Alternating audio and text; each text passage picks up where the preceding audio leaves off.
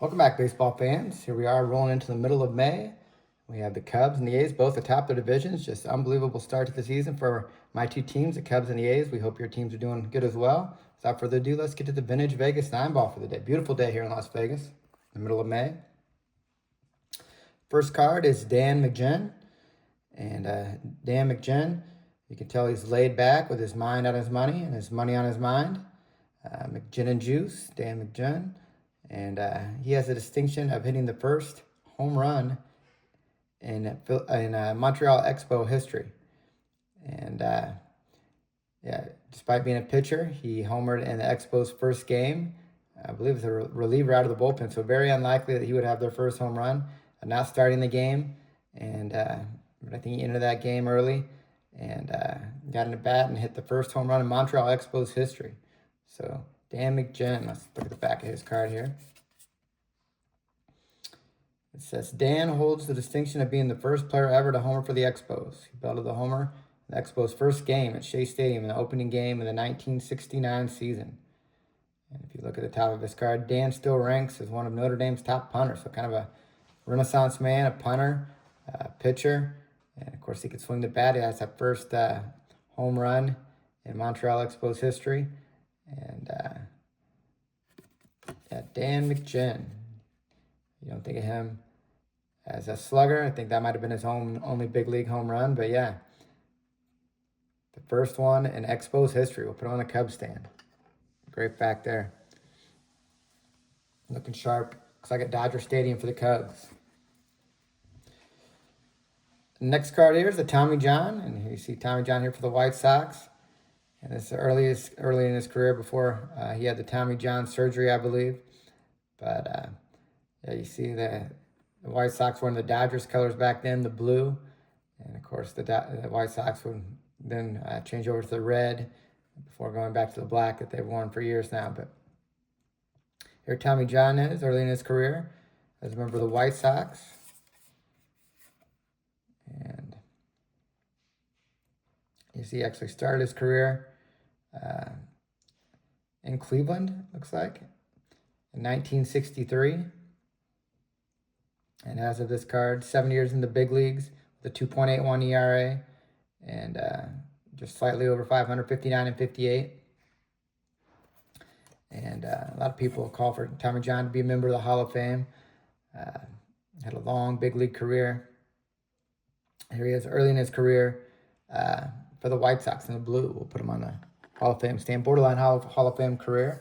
And here he is later in his career as a member of our future Las Vegas A's. Tommy John here. And let's look at how his, if we can read it, it's so small, his career progressed. The win-loss record here looks like 269, and I can't even read it, 200 and something, with a 3.24 ERA. But yeah, from 63 to 88 in the big leagues. And here he is later in his career. Tommy John put on the A stand. It's a nice look. The next card is Goose Gossage. Here he is early in his career as a member of the White Sox. Kind of miscut card here. But he's looking sharp in those White Sox reds. And of course, Goose started his career as a reliever, but then switched to a starter for a few years for the White Sox before moving on to be that great closer with the Yankees for several years and the Padres. And played with the Cubs as well. And Goose Gossage is early in his career for the White Sox. Say here on the back here. It says, Rich was elevated to the majors in 1972 after only 238 innings of experience.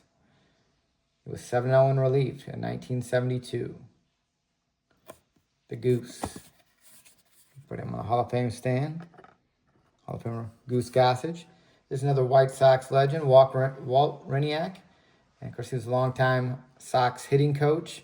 I remember him campaigning for that kind of chop down at the ball and create the backspin and kind of finish with that helicopter finish over your head.